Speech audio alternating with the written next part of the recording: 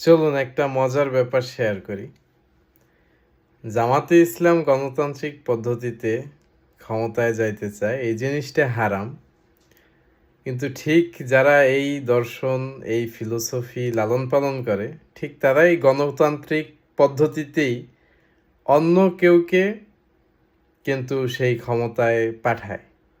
মজাদার একটা ব্যাপার না? তাদের দর্শন হচ্ছে গণতন্ত্র হারাম। হ্যাঁ, অবশ্যই আমি মনে করি এটাই। তো এখন দোষ হয়ে গেছে যে জামাতে ইসলাম কেন ইসলামের নাম ভাঙ্গাইয়ে খায়। হ্যাঁ, তা আসল ব্যাপারটা হইতেছে আকীদাগত অনেক ত্রুটি বা অনেক মতানৈক্য থাকতে পারে, কিন্তু তাদের যে কার্যক্রম তা থেকে কিন্তু একটা জিনিস প্রমাণিত হয়, তারা দিন ইসলাম কায়েমের পক্ষে কাজ করে।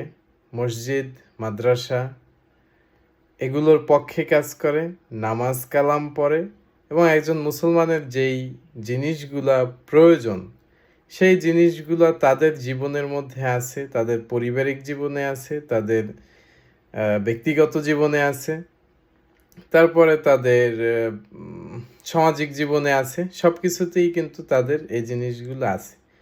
তো তাদের চিন্তাভাবনাও একটা ইসলামী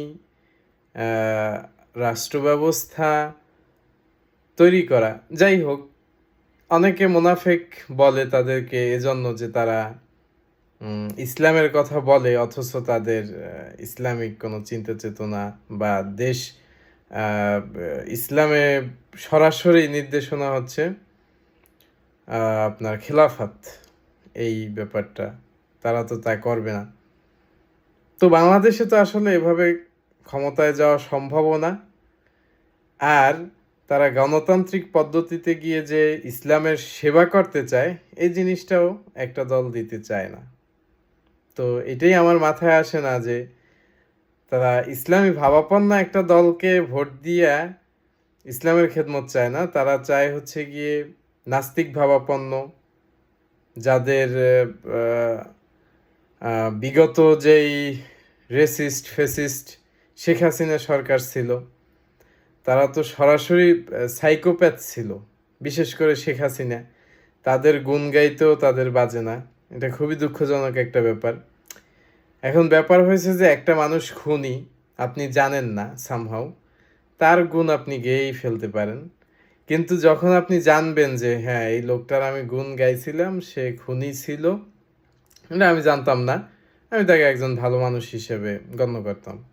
কিন্তু যখন সেটা প্রমাণিত হয়ে যায় দিবালোকের মতো, তখনও তাদের গুণ গাওয়া জায়েজ আছে। কিন্তু গণতান্ত্রিক পদ্ধতিতে কোনো ইসলামিক দল দাবি করা লোকদেরকে আসলে ভোট দেওয়া জায়েজ নেই। আমি জামাতে ইসলামের দাবিকে একদম খুব প্রশংসা করব যে তারা ইসলামিক দল, তারা দাবি করতেছে, সেজন্য তাদেরকে ইসলামিক মানে বলতে হবে এরকম না। কিন্তু কম্পেয়ার করা হলে তাদের যে ইসলামিক মাইন্ডসেট, তারা ইসলামিক রাষ্ট্র প্রতিষ্ঠা ঠিকই করতে পারবে না, কিন্তু তাদের চিন্তাভাবনাগুলো আসলে কি, তাদের চিন্তাভাবনা সেটা কি ইসলামের বা বৃহত্তর স্বার্থে, তাদের এই চিন্তাভাবনাটা কি আসলে জনকল্যাণমূলক কিনা, সেটা একটা দেখার বিষয়। অনেকে আবার বলে যে ইসলাম সমর্থিত অনেক কাজ থেকে তো তারা বিরত বা অনেক কাজ তারা করে না। তো ভাই, যা করে সেগুলো তো অন্য দল করে না, তারপরেও কেন তাদের প্রতি এত অনীহা আমি জানি না। আমি আসলে জামাত করি না, না করলেও আমার মাথায় এই জিনিসগুলো ঘুরপাক খায়। সেজন্যই আপনাদের সাথে শেয়ার করা যে জামাতে ইসলাম, তারা ইসলামের নাম বলে, এটা আপনাদের এত কেন গায়ে বাজে? তারা ইসলামের নাম বলে, বাংলাদেশের হোক সারা বিশ্বের মুসলমান যারা, তারাই ইসলাম নিয়ে চিন্তা ভাবনা করতে পারে। এটা কোনো বাপদাদার সম্পত্তি না যে ইসলাম এর মধ্যে আটকা আছে, অন্য কেউ নাম বলতে পারবে না। সবাই বলতে পারবে। তো তারা যেই জিনিসটা লালন পালন করে তারা সেই জিনিসটা বলতেছে, তাতে আপনাদের এত সমস্যা কিসের? দিন শেষে এই জিনিসটাই দুঃখ, পক্ষপাতিত্ব আপনারা করছেন এবং সেখানে অন্য কিছু দোহাই দিচ্ছেন। আপনারা কম্পারেটিভলি যারা ইসলামের পক্ষের শক্তি তাদেরকে মাইনাস করে যারা কিছুটা হলেও বিপক্ষের শক্তি, যাদের মাধ্যমে দেশ ও জাতির অকল্যাণ সাধিত হবে, ঠিক তাদের কাছেই দেশকে জাতিকে ঠেলে দেওয়ার পায়তারা করছেন।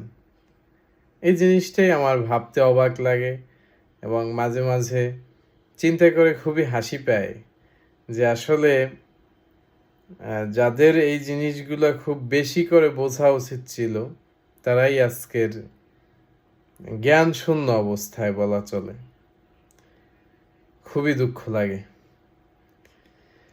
তো কথাগুলো খুবই আমার প্রকাশ করার ইচ্ছে ছিল, তাই করলাম। যাদের ভালো লেগেছে দেখছেন, যাদের ভালো লাগেনি দেখেনি, সকলকে ধন্যবাদ। আসসালামু আলাইকুম।